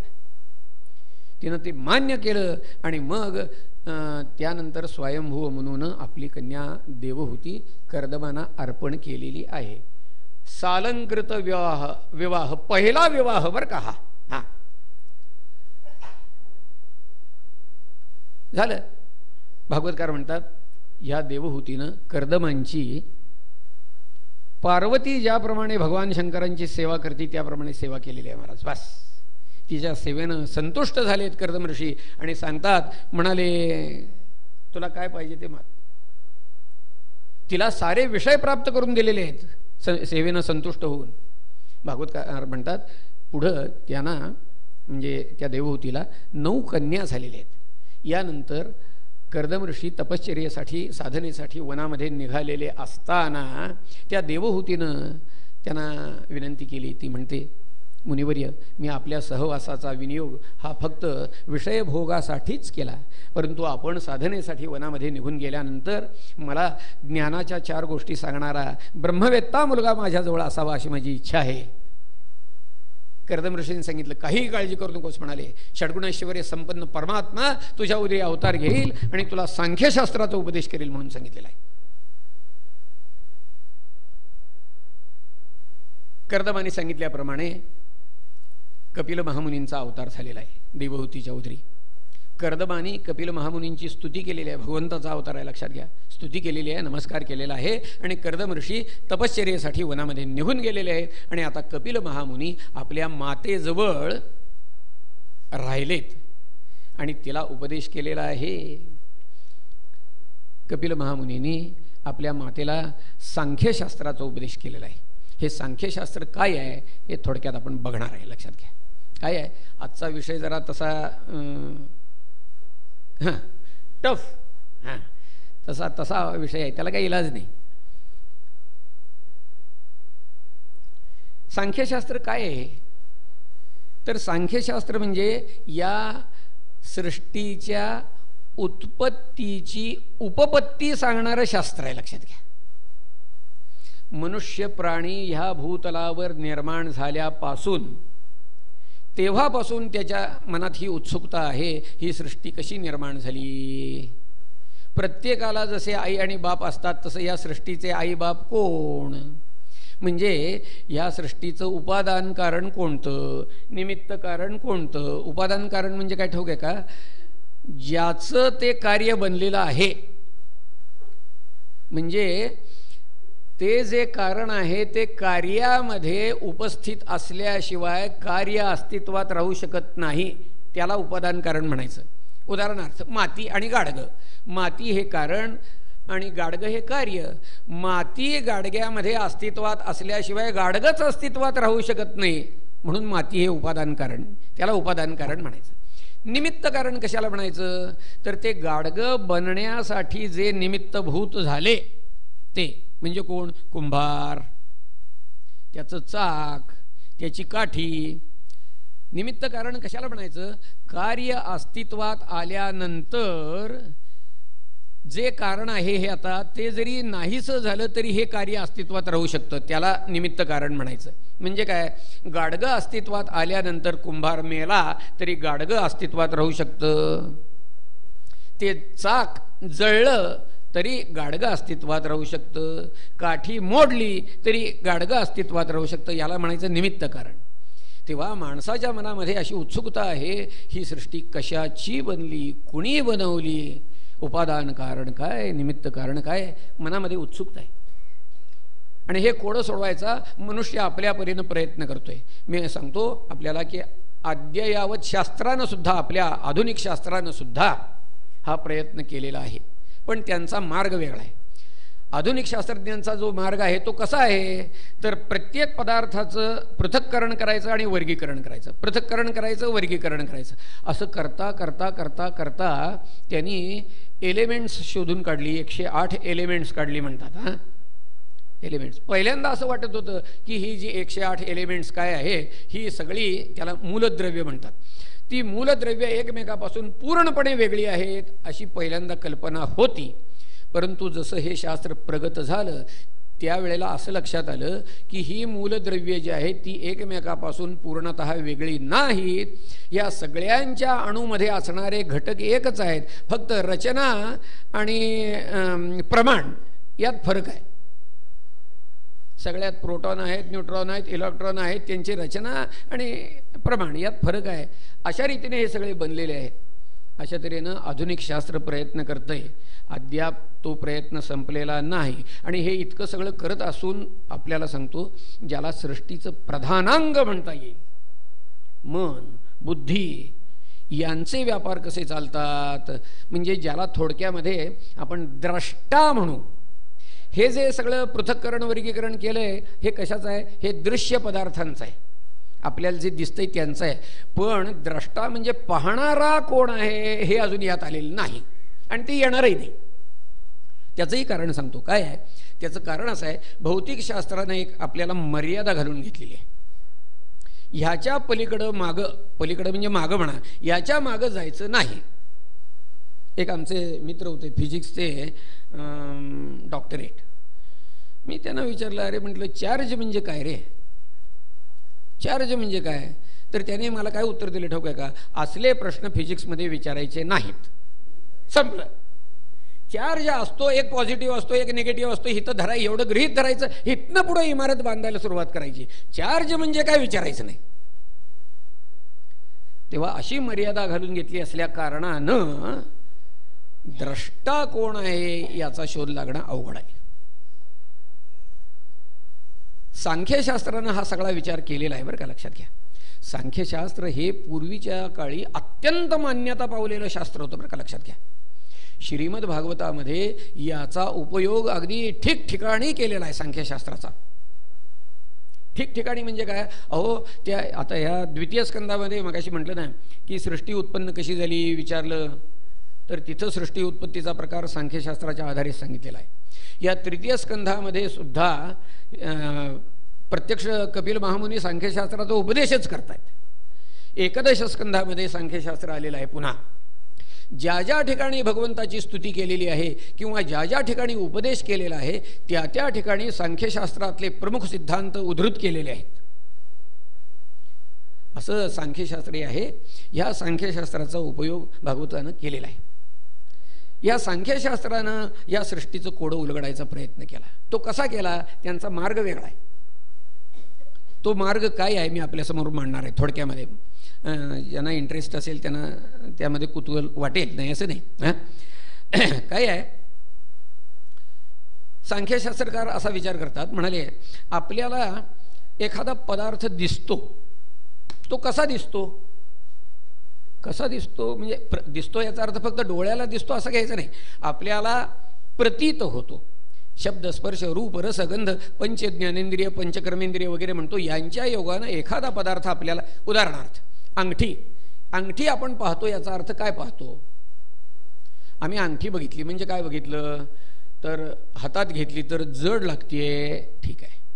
आणि काय आहे? ती पिवळी आहे, कळलं. चकचकीत आहे, कळलं. वाटोळी आहे, कळलं.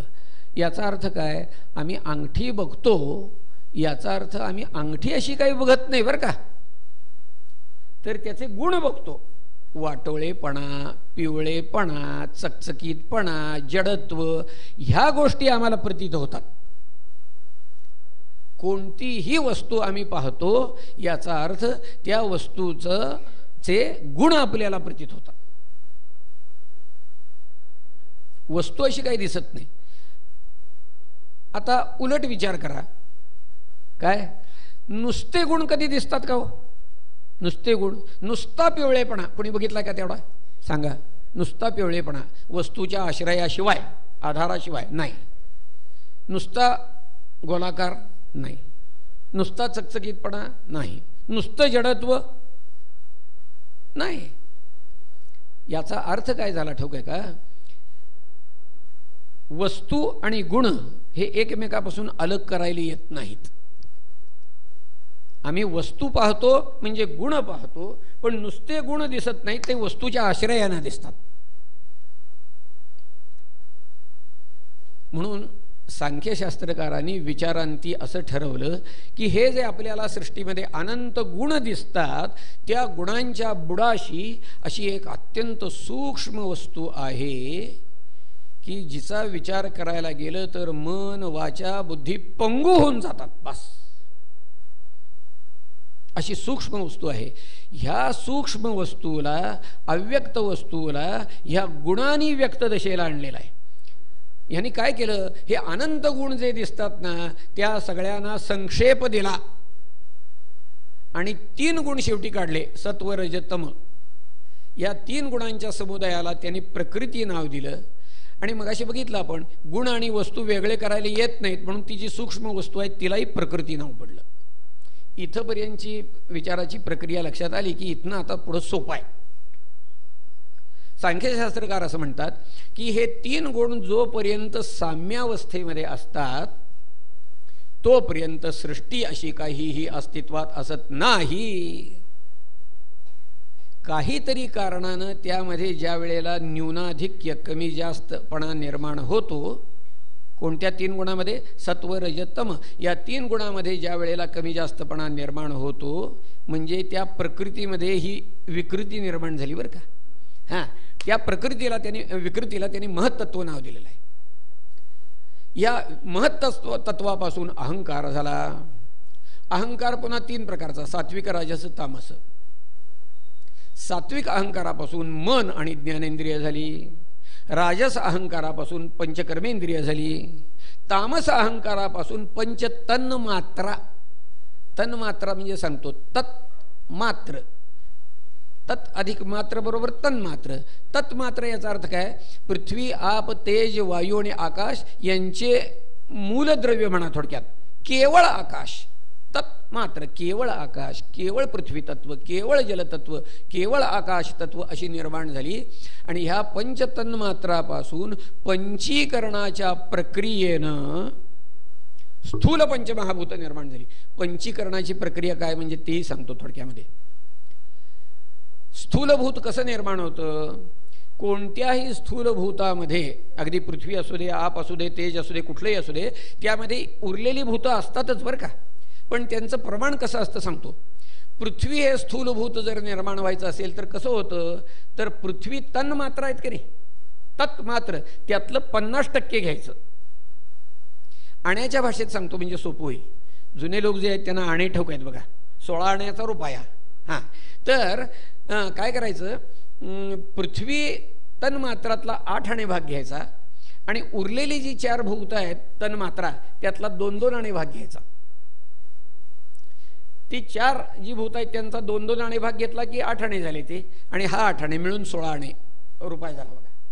अशा रीतीनं स्थूल भूत बनतं.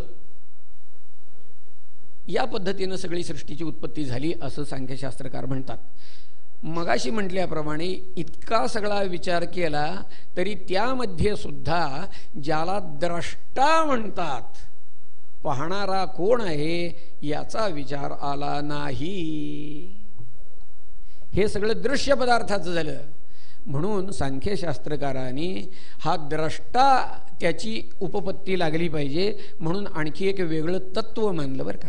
एक तत्व प्रकृती, दुसरं तत्व मानलं ते पुरुष. हे पुरुष सांख्यशास्त्रकारांच्या मते अनंत आहेत. अनंत जरी असले तरी सुद्धा त्यांच्यासाठी हा पुरुष असा शब्द वापरायचा, एकवचन वापरायचं. एकवचन जे वापरलं जातं असं त्याला जातीयक वचन म्हणतात. सगळ्या जातीबद्दल एकवचन वापरायचं. व्यवहारात असं आपण करतो. आंब्याच्या दिवसामध्ये बाजारामध्ये, मार्केटमध्ये आंब्याच्या ट्रकाच्या ट्रका आले असतात. आपण काय म्हणतो, हा काय आंबा आलाय बघा बाजारामध्ये, काय आंबा आलाय, अरे आंबा अख्ख्या बाजारात एकच आंबा आलाय का. ट्रकाच्या ट्रका लागल्या आहेत तरी सुद्धा म्हणताना असं म्हटलं जातं काय आंबा आलाय. हातात जोंधळे घ्यायचे ज्वारी, काय जोंधळा आहे टप्पोरा, काय अरे हजारो दाणे आहेत पण म्हणताना काय जोंधळा आहे. एकवचन वापरायचं. 1000 पान झालं प्रसादाला बरं का, 1000 पान, अरे इकडं 1000 म्हणतोयस आणि तिकडं पान एकवचनी शब्द वापरतोस. जातीयक वचन म्हणायचं. तसं हा पुरुष शब्द एकवचनी वापरायचा. सांख्यशास्त्रकारांच्या मते हा जो पुरुष आहे हा कसा आहे ठाऊक आहे का. ज्ञानेश्वर महाराजांच्या शब्दात सांगतो, अनंग आहे, पेंधा आहे, निकवडा आहे, तो काहीही करत नाही. सगळं जे काय सृष्टी उत्पत्तीचं काम आहे ती सगळी प्रकृती करते. पण गंमत अशी आहे की या पुरुषाच्या अधिष्ठानाशिवाय ती काहीही करू शकत नाही. कशी गंमत आहे बघा. हा पुरुष काहीही करत नाही, पण याच्याशिवाय काही होत नाही. पुरुषाचं अधिष्ठान असल्याशिवाय प्रकृती काहीही करू शकत नाही. ज्ञानेश्वर महाराज म्हणाले, अंबुली जोडे आणि आंबुला खाय. आंबुली म्हणजे बायको, आंबुला म्हणजे नवरा, आंबुली जोडे याचा अर्थ काय? ही बायको जी आहे ना ती चांगली ग्रॅज्युएट आहे हो, नोकरी विक्री करते, पैसे मिळवते, अमुक करते, सगळं मिळवून आणते. आणि हा आंबुला नवरा काहीही करत नाही, नुसता तक्क्याला टेकून बसलाय. शंकरा पुढचा कोण? नंदी. तसा बसलेला आहे, बाकी काही करत नाही तो. पण सांगितलं ना की याच्या अधिष्ठानाशिवाय काहीही होत नाही. आमचे तीर्थरूप आमचे तीर्थरूप एक उदाहरण द्यायचे, गंमत. चैत्राचे दिवस होते म्हटले आणि घरोघरी हळदी कुंकू. आणि मग काय ही बायको जायची हळदी कुंकवाला. 10-15 घरं रोज जायचं. हरभऱ्याचा ओटीचा ढीग घरामध्ये आले की हरभरे होतायचे, रोज जायचं. तुम्हाला सांगतो, अक्षतृतीया झाली, शेवटचं हळदी कुंकू करून आली, ओटीच्या हरभऱ्यांचा असा ढीग लागला. आता नवरा नुसता तक्क्याला टेकून बसलेला. बायकोनं सांगितलं, बघा म्हटली माझी मिळकत. तुम्ही काय नुसतं बसलाय म्हटली. माझी मिळकत बघा किती, ढीगभर हरभरे बघा म्हटली. नवरा बसला तर त्यानं एवढंच सांगितलं, म्हणाला काय? मया अध्यक्षेण प्रकृती सूयते सचराचरम. म्हणजे काय कळलं का बघा? तो काय म्हटला ठाऊक आहे का? अगं मी आहे म्हणून तुला हळदी कुंकवाला बोलवलं ग. म्हणाला, मी नसतो तर तुला कुणी बोलवलं असतं. हा काहीही करत नाही, पण याच्याशिवाय काही होत नाही. प्रकृती आणि पुरुष यांच्यामुळे ही सगळी सृष्टी उत्पत्ती झाली, परंतु हा काही करत नाही. पण झालंय काय? सांख्यशास्त्रकार म्हणतात, हा पुरुष जो आहे हा खरं म्हणजे मगाशी म्हटलं ना की हा निकवडा आहे, पेंधा आहे, काही करत नाही. याचं आणि प्रकृतीचं खरं म्हणजे तसं काही नातं नाही आहे बरं का. परंतु काय त्यानं तिच्यावर आसक्ती ठेवलेली आहे. तिनं केली इतकी आसक्ती आहे, तिनं केलेली कर्म ही माझी कर्म म्हणून तो बसलाय आणि मग त्यामुळे दुःख भोगतोय. म्हटले दुसरं काय नाही. प्रकृती क्रियमाणानी गुणैः कर्माणि सर्वशः अहंकार विमूढात्मा करता अहमिति मन्यते. आता दुसऱ्याने केलेली कार्य जरी आहेत ती मी जर केली म्हटली तर पापाचं फळ भोगायला पाहिजे का नाही सांगा मग, जे काय असेल ते. ज्ञानेश्वर महाराज म्हणाले, देखे पुढीलांचे ओझे जरी आपुला माथा घेईजे तरी सांग का न दाटीजे धनुर्धरा. पहाटेची वेळ आहे, चांगली 3:30-4ची वेळ. कुठलं तरी रोड असं स्टेशन, गावापासून चांगलं 3-4 किलोमीटर लांब अंतरावर. एक बाई 2 हातामध्ये 2 पिशव्या, बरंच सामान होतं, घेऊन ओझं घेऊन असं कसं बस त्या स्टेशनकडे निघाले. त्या गावापासून चांगलं 1.5-2 किलोमीटर गेल्यात. मागणं एक गृहस्थ आले, तरा तरा तरा तरा ते आता स्टेशनला निघालते. आता स्टेशनकडे तोंड करून ही बाई निघाली, तिकडं दुसरं काही नव्हतंच हो. त्यामुळे ही बाई स्टेशनवर निघाली हे त्यांनी ओळखलं आणि त्यांचं स्त्री दाक्षिण्य जागं झालं. आणि येऊन म्हणतायत बहीण, अहो म्हणाले बाई त्या पिशव्या जरा द्या, मी स्टेशनकडेच निघालो आहे, मी घेऊन मदत करतो तुम्हाला, द्या म्हणाले. तरा तरा तरा मी जातो, तुम्ही यास. नको बाबा असू दे, माझ्याजवळ असू दे म्हणे. नको, द्या हो करून त्याने घेतल्या. दोन्ही पिशव्या घेतल्या. तरा तरा तरा तरा पुढे गेला. ही बाई मागं राहिली हो. तरा तरा पुढे गेला आणि स्टेशनजवळ नाका होता. नाक्यावर पोलिसांना हटकलं. अय पाहुणा म्हटला, इकडे या. पिशव्या कोणाच्या आहेत? माझ्याच आहेत म्हटला. होय ना म्हटलं, खाली ठेवा, उघडा बघू. आणि उघडलं तर काय, आत अफू, चरस, गांजा, दारूच्या बाटल्या. अहो जंटलमन दिसताय की हो म्हटला, हे काय चाललंय, पिशवीतनं घेऊन चाललाय? नाही म्हटलं, माझ्या नाहीत त्या, त्यांच्या आहेत म्हटलं. ती बाई तोवर यायला लागली ती, हो माझ्या नाहीत त्यांच्या. तो म्हटला पोलीस, अहो तुमच्या काय आणि तुमच्या मंडळींच्या काय काय संबंध आहे मंडळींचा? चला म्हटलं आता फरासखान्यामध्ये दाखवतो तुम्हाला. याला म्हणायचं, देखे पुढीलांचे ओझे जरी आपुला माथा घेईजे तरी सांग का न दाटीजे धनुर्धरा. प्रकृतीनं केलेली कर्म मी केली असा हा पुरुष म्हणतो, म्हणून दुःख भोगतो. ज्या वेळेला हा पुरुष प्रकृतीचं आणि आपलं असलेलं पार्थक्य म्हणजे वेगळेपणा ओळखेल त्या क्षणी तो मुक्त आहे, असं सांख्यशास्त्रकारांचं मत आहे. वेदांत शास्त्राला हे सगळं मान्य आहे बरं का, लक्षात घ्या, हे सगळं मान्य आहे. फक्त वेदांत शास्त्र असं म्हणतं की तुम्ही प्रकृती आणि पुरुष अशी दोन तत्व मानताच कशाला. हे म्हटले तशी मानायलाच पाहिजेत का. का म्हणजे असं आहे म्हणाले, सृष्टीमध्ये दिसणाऱ्या जडत्वाची उपपत्ती लावण्यासाठी प्रकृती हे तत्व मानलं म्हणाले, आणि चैतन्याची उपपत्ती लावण्यासाठी पुरुष हे तत्व मानलं. वेदांत शास्त्रकार असं म्हणतात, दोन तत्व मानू नका, एका तत्वावर तुमचं काम भागतंय, एक तत्व माना आणि ते चेतन माना म्हणजे झालं बस. आणि म्हटले मग जडत्वाची उपपत्ती कशी लावायची, तर हे म्हणतात अहो हे जे चेतन तत्व आहे ते काही ठिकाणी पेटंट आहे आणि काही ठिकाणी लेटंट आहे, असं समजा म्हणजे झालं. लेटंट म्हणजे गुप्त, पेटंट म्हणजे प्रगट. काही ठिकाणी चैतन्य प्रगट आहे, काही ठिकाणी गुप्त आहे. पटतं की नाही, चालेल की काय, हरकत नाही. मी उदाहरणं दोन देतो म्हणजे लक्षात येईल. समजा असं तुम्हाला जर सांगितलं की एखादा मुलगा पांगळा आहे पण केव्हा तरी 100 मीटर रनिंगमध्ये भाग घेतो आणि नंबर पहिला काढतो, नाही पटणार. उलट सांगितलं तर चांगला धडधकट आहे, रनर आहे चांगला, पण केव्हा तरी पांगळ्यासारखा गप बसतो, पटतंय. तसं सृष्टीमध्ये सगळीकडे चैतन्य आहे, काही ठिकाणी ते गुप्त रूपानं आहे म्हणून तुम्हाला जडत्वाचा भास होतो. काय आहे की गुप्त रूपानं चैतन्य आहे ही गोष्ट मान्यच करावी लागेल बरं का. कारण का तुम्हाला सांगतो की हे सांख्यशास्त्रकार असं म्हणतात, प्रकृती आणि पुरुष यांनी अंधपंगून न्यायानं सृष्टीची उत्पत्ती केली म्हणतात. अंधपंगून न्याय म्हणजे काय ठाऊक आहे का. एक आंधळा होता, हातीपायी चांगला धड होता.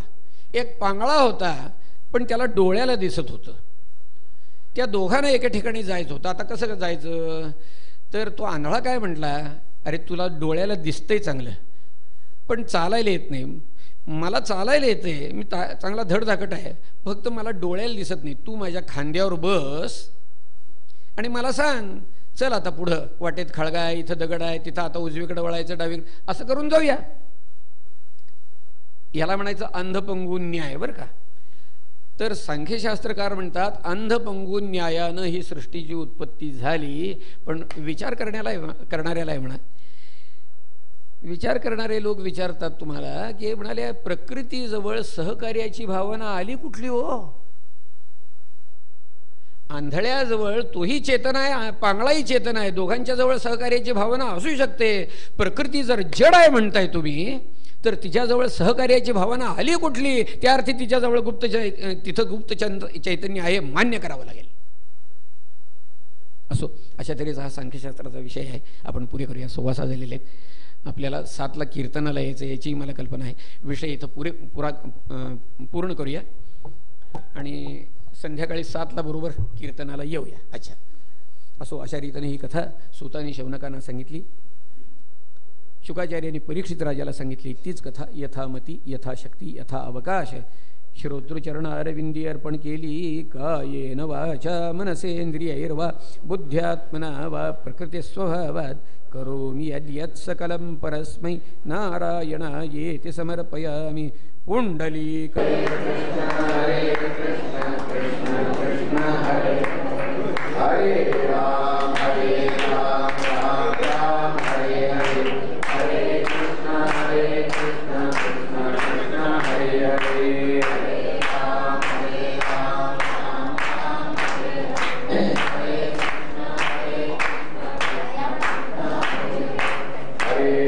हरे राम राम राम हरे हरे हरे कृष्ण कृष्ण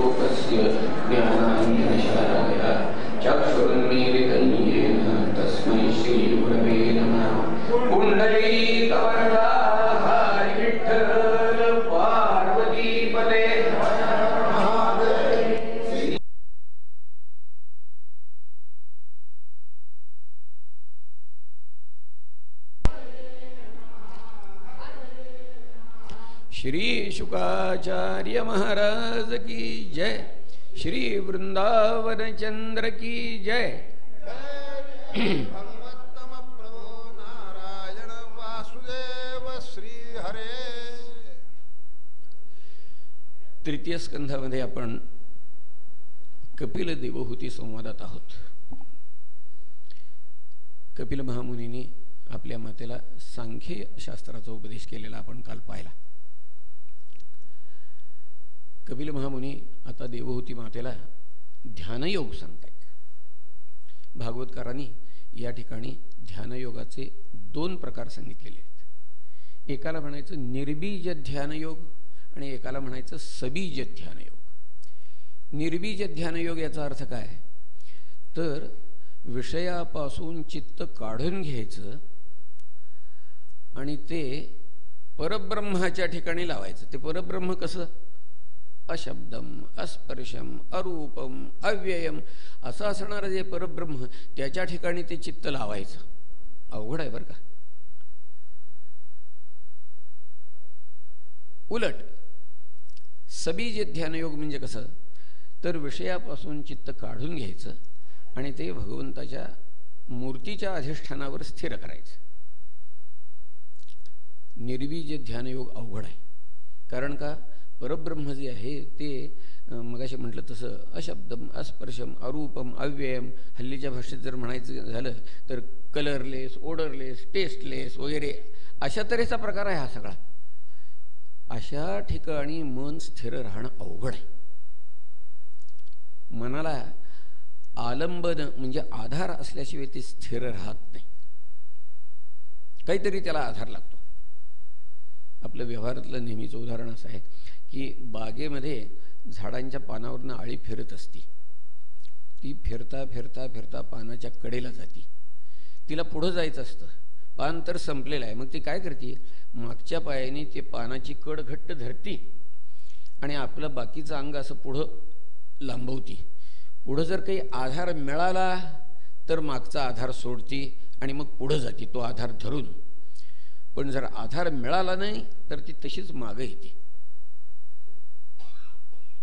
आधाराशिवाय ते राहत नाही, तसं मनाचं आहे। आधाराशिवाय ते राहत नाही। भाडेकरू होता, त्याला घर मालकाने सांगितलं अहो आम्हाला खोली पाहिजे, तुम्ही खोली सोडा। भाडेकरू म्हटला सोडतो। 2 महिने झाले 3 महिने झाले त्याचं काही खोली सोडायचं लक्षण दिसे ना। म्हटल्यावर मग मालकानं परत विचारलं अहो तुम्ही खोली सोडणार आहे ना? सोडणार आहे म्हटलं। केव्हा सोडणार आहे तुम्ही? केव्हा सोडणार? दुसरी मिळाली की पहिली सोडणार म्हणाला।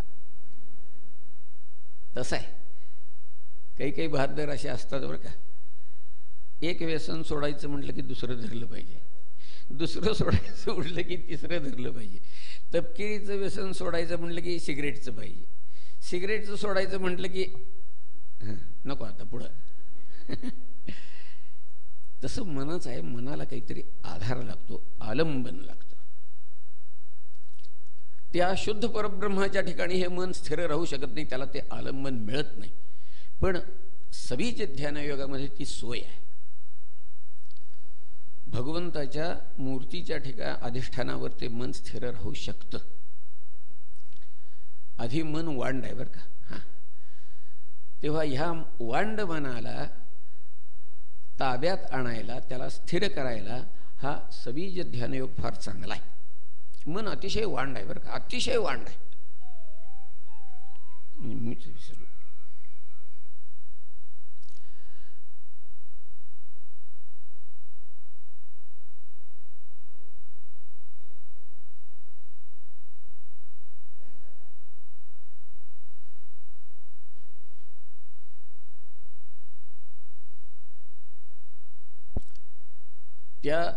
ते मन अतिशय वांड आहे. म्हणून या मनाला ज्या ज्या लोकांनी उपमा दिल्या त्या सगळ्या उपमा जनावराच्या आहेत बरं का, लक्षात घ्या. सगळ्या उपमा जनावराच्या आहेत. भागवतकारांनीच मनाला पहिली उपमा दिली बरं का.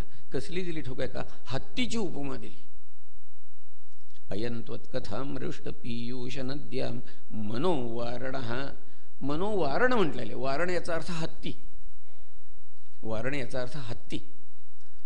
एक साहित्यशास्त्रातला म्हणा किंवा काव्यशास्त्रातला म्हणा असा एक संकेत आहे काय, की उपमान आणि उपमेय हे एका लिंगवचनामध्ये असले पाहिजेत बरं का. म्हणजे ज्या लिंगवचनामध्ये उपमेय असेल त्याच लिंगवचनाचं उपमान असलं पाहिजे असा संकेत आहे. परंतु हा संकेत झुगारून भागवतकारांनी नपुसकलिंगी मनाला पुल्लिंगी हत्तीची उपमा दिली. मन कसं? ते मन. हत्ती तो हत्ती. नपुसकलिंगी मनाला पुल्लिंगी हत्तीची उपमा दिली. का? तर हत्ती जसा जबरदस्त असतो तसं हे आहे. हे मन तसं आहे. कसं आहे? परमार्थी, बलवत आणि दृढम असं हे मन असल्या कारणानं त्याला हत्तीची उपमा दिली, म्हणजे जनावराची उपमा दिली. ठीक आहे. तुकाराम महाराजांनी या मनाला घोड्याची उपमा दिली. घोडंही असंच वांड बरं का. हां, अतिशय वांड.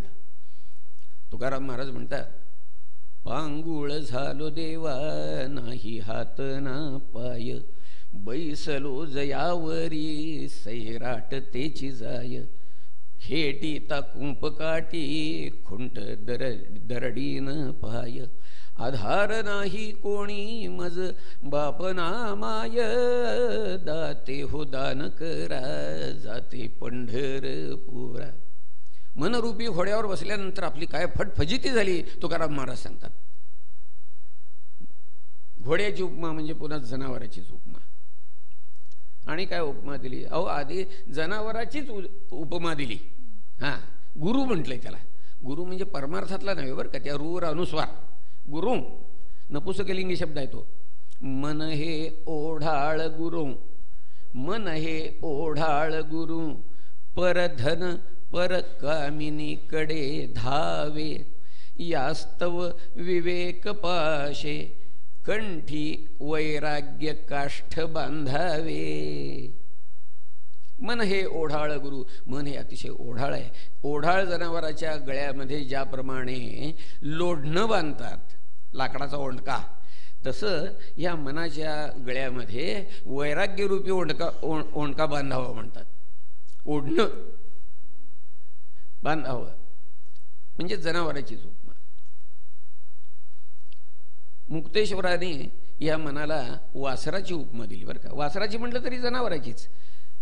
एक 3-4 महिन्याचं वासरू असावं, त्याच्या कानामध्ये वारं भरलेलं असताना तुम्ही त्याचं दाव धरून बघा म्हणजे कळेल. नाही फरफटत नेलं तर बादला बघा, जबरदस्त असतंय वासरू सुद्धा. मुक्तेश्वराने वासराची उपमा दिली बरं का. ते म्हणतात, उठी रे गोपाळा उघडी स्वरूप लोचना, सरली अविद्यानिशी उदयो झाला विकिरणा, इंद्रिये गोधने नेई निर्गुण्यावना, आणि सुटली मनवासरे तुझ विण ना कळती कोणा. सुटली मनवासरे, वासरांची उपमा दिलेली आहे. लक्षात.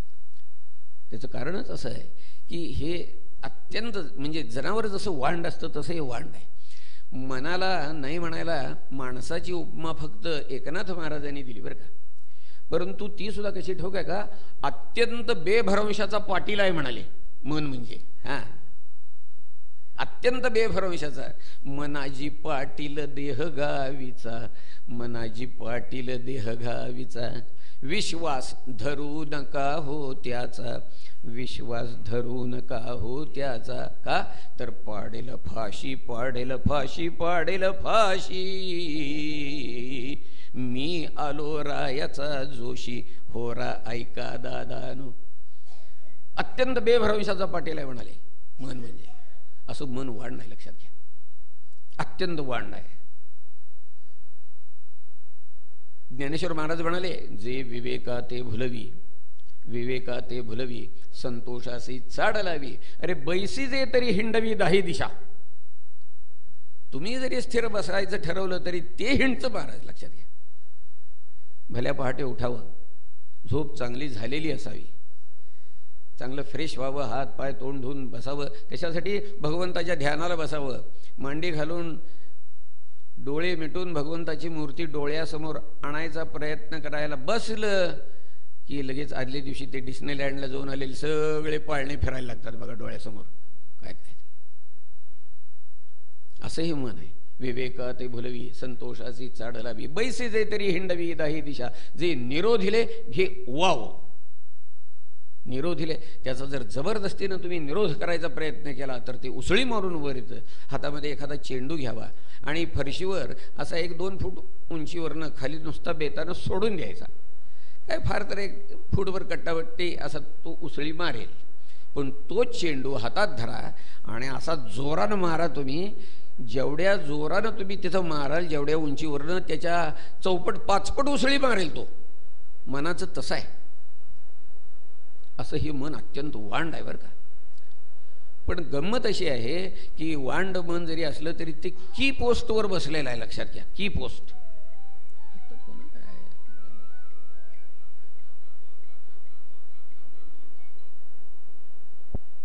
तर ते मन की पोस्टवर बसलेलं आहे. त्याच्याशिवाय परमार्थामध्ये साधकाचं पाऊल पडत नाही. लक्षात घ्या. त्याचं जर सहाय्य असेल तर परमार्थ सुरळीतपणानं होईल. तुकाराम महाराज म्हणाले, थोडे आहे चित्त साह्य झाली. बस चित्ताचं जर साह्य मिळालं तर परमार्थ होतो, नाही तर होत नाही. आणि म्हणून सगळ्या संतांनी या मनाला उपदेश करून त्याचं सहकार्य मागायचा प्रयत्न केलेला आहे. सगळ्या संतांनी. समर्थांनी मनाला उपदेश केला, मना सज्जना भक्तिपंथेची जावे. मना सज्जना भक्तिपंथेची जावे. मला सांगा, मन सज्जन आहे का हो?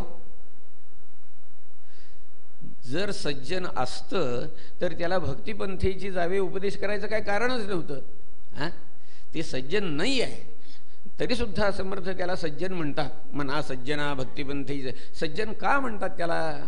तर त्याचं उत्तर असंच आहे की जे वांड पोरगं असतं ना, त्याच्याकडनं काम करायचं असेल तर बाळ तू शहाणा म्हणून पाठीवरनं हात फिरून सुसरबाई तुझी पाठ मऊ, सुसरबाई तुझी पाठ मऊ असं म्हणूनच काम करून घ्यावं लागतं. तो प्रकार आहे हा. समर्थांनी मनाला उपदेश केला, तुकाराम महाराजांनी केला. आई के रे मना तुझ्या स्वहिताच्या खुणा. पंढरीचा राणा मनामध्ये स्मरावा. पंढरीचा राणा मनामध्ये स्मरावा. मनाला उपदेश केला तुकाराम महाराजांनी केला, एकनाथ महाराजांनी केला. अरे तुझ सांगतसे मना पाहे पंढरीचा राणा. नको दुजा छंद काही राही विठ्ठलाचे पायी. तुझ सांगतसे मना पाहे पंढरीचा राणा. एकनाथ महाराज मनाला उपदेश करतात, ज्ञानेश्वर महाराज मनाला उपदेश करतात बरं का. ऋण झुणू रे भ्रमरा सांडी तू अवगुणू रे भ्रमरा. चरण कमल दलू रे भोगी तू निश्चळू रे भ्रमरा. ऋण झुणू रे. आपण म्हणाल तुम्ही काय सांगताय हो, मनाला उपदेश करतात म्हणून? संबंध अभंगामध्ये मन हा शब्द सुद्धा नाही आहे आणि तुम्ही काय कशावरनं सांगता तुम्ही मनाला उपदेश करता म्हणून? काय आहे हा? अलंकाराचा भाग आहे. एक असा अलंकार आहे त्याला म्हणायचं रूपकाती शयोक्ती. रूपकाती शयोक्ती. त्यात काय होतं की उपमेयाचा उल्लेख न करता नुसतं उपमानावर काम भागवायचं. उपमेयाचा